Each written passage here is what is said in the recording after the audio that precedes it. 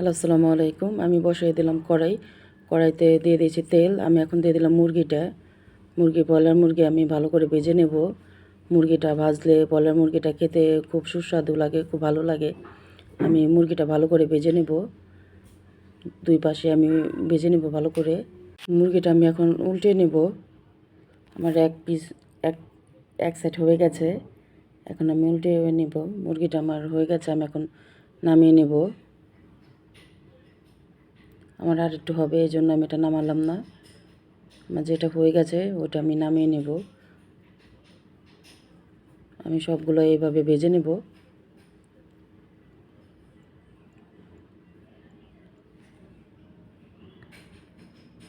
আমার হয়ে গেছে, আমি এখন সবগুলো নামিয়ে নেব। আমি এখন দিয়ে দিলাম শুকনো মরিচ, দিয়ে একটু নাড়াচাড়া করে নেব।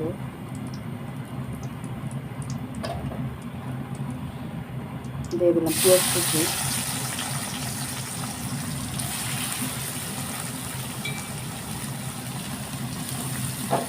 দিয়ে একটু নাড়াচাড়া করে নেব।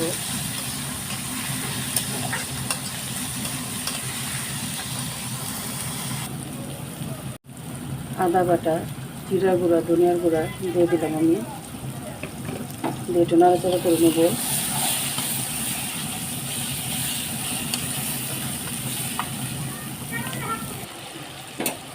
আমার মশলাটা কষানো শেষ, আদা রসুন এটা আমি এখন দিয়ে দেবো মরিচের গুঁড়া,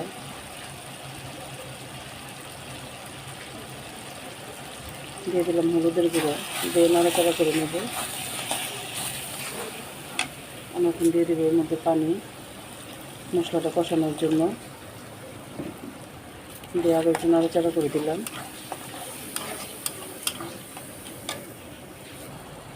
আমি এখানে দিয়ে দিলাম এলাচ, বাকলা, লং, দিয়ে এবার একটু নাড়াচাড়া করে নেব।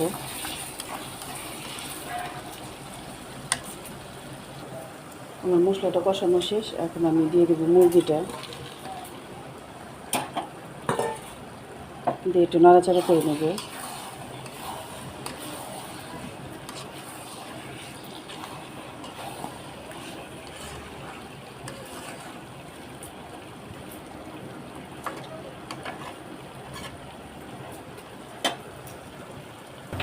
মুরগিটা আমি একটু নাড়াচাড়া করে নেব।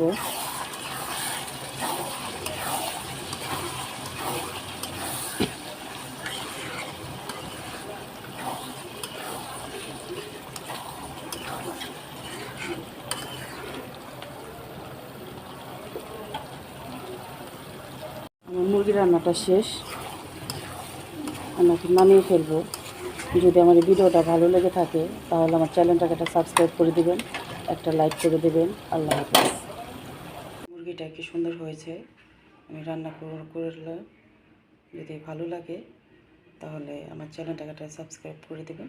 বাসায় এভাবে রান্না করে খাবেন, সবাই খুশি হয়ে যাবে।